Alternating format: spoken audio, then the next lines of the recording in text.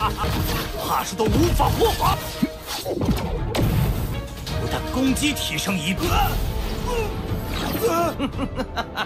妈，这宫殿中竟有强。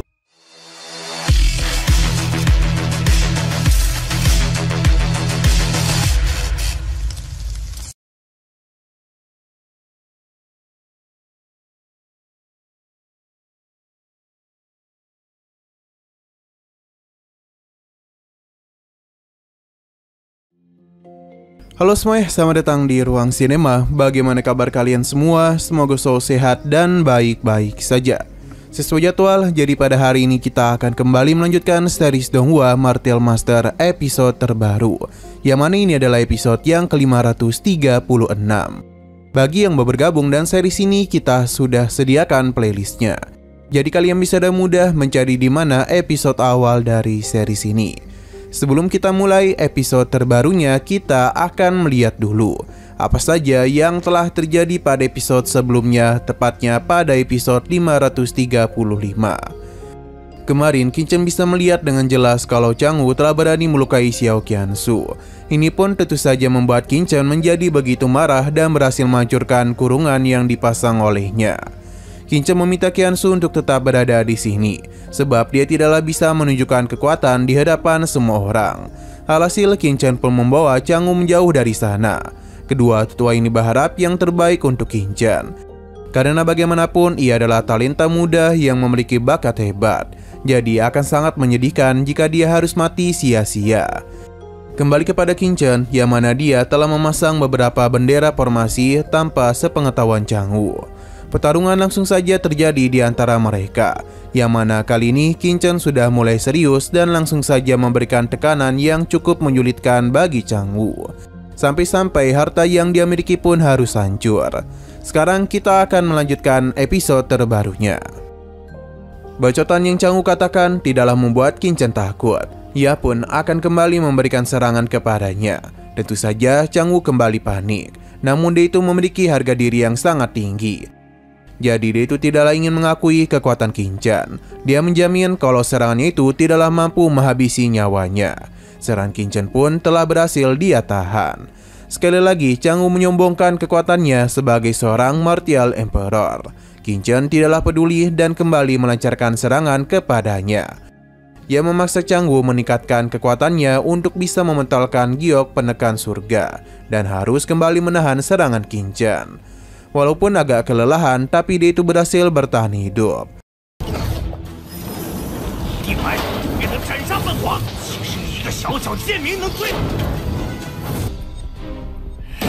Qingchen memuji perisai yang Changwu miliki. Jadi dia itu ingin kembali mengetes seberapa kuat perisai ini bisa menahan serangan lanjutannya. Qingchen pun langsung saja membentuk formasi untuk menciptakan ribuan pedang. Perlahan-lahan namun pasti perisai Changwu pun telah mengalami keretakan yang cukup parah. Tapi ribuan pedang Qingchen masihlah mampu dia pentalkan.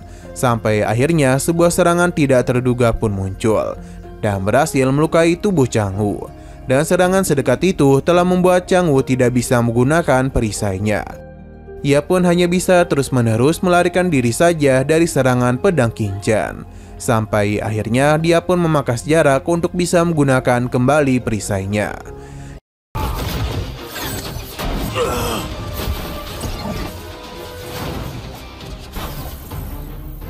Changwu menganggap tindakan Qingchen begitu tercela karena melancarkan serangan secara diam-diam.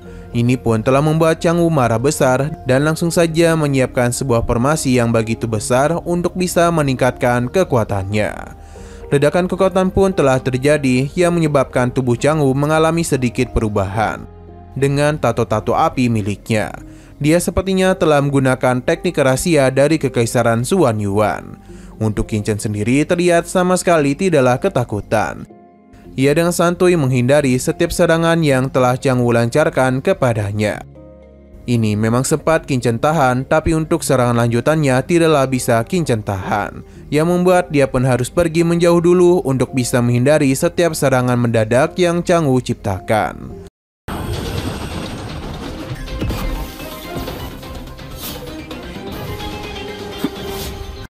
Pada akhirnya, Qin Chen pun ingat kalau ini adalah teknik yang dulu pernah dirinya ajarkan kepada Feng Xiaoyu.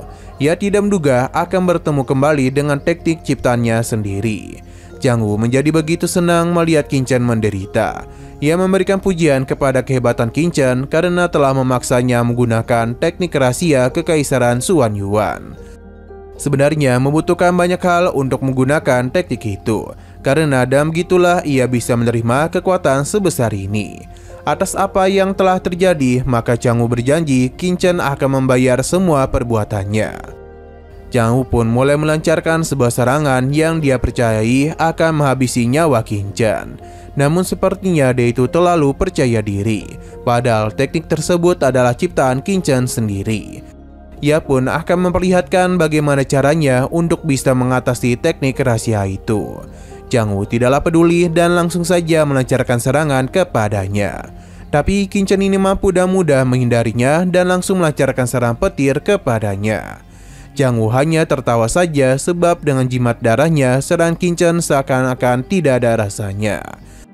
Sebab tidak hanya serangannya saja yang meningkat 2 kali lipat, namun pertahanan yang dia miliki juga telah mengalami peningkatan. Jiang Wu pun percaya diri kalau Qin Chen tidaklah akan bisa mengimbangi kekuatannya saat ini. Serangan pun kembali dia lancarkan. Walaupun begitu, Qin Chen tetaplah tenang dan melancarkan beberapa serangan kepada formasinya. Sampai akhirnya Qin Chen pun meledakkan formasi tersebut dan mengejutkan Jiang Wu. Karena dia sama sekali tidaklah menduga kalau teknik rahasia miliknya dipatahkan dengan begitu mudah. Bahkan Qin Chen tidaklah memberikannya kesempatan untuk beristirahat.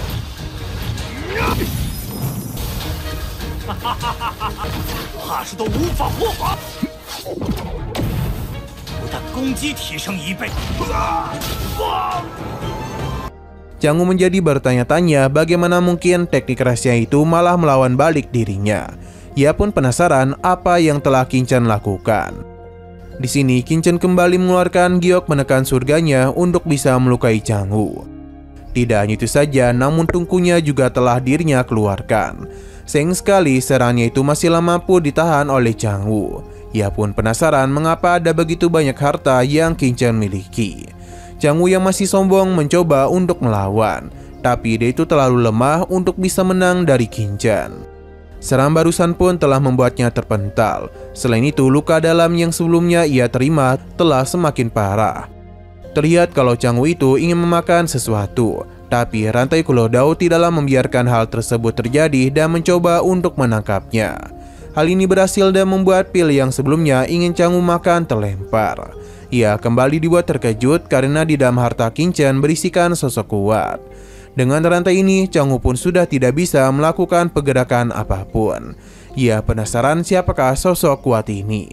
Kulodao hanya tertawa saja karena siapa dirinya akan segera diketahui oleh Jiang Wu, sebab dia itu akan melakukan penyerapan kepadanya.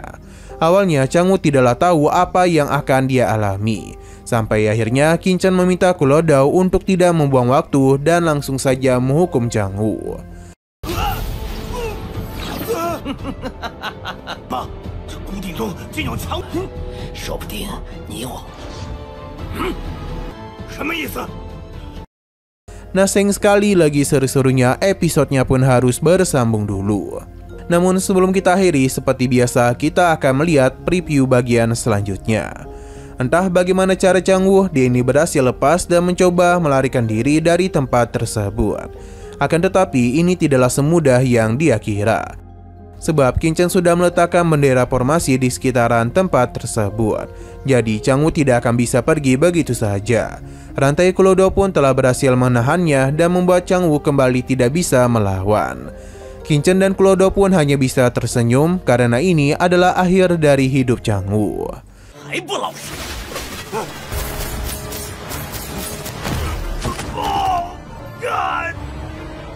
Oke, sekian dulu pada video kali ini. Untuk video selanjutnya akan segera hadir.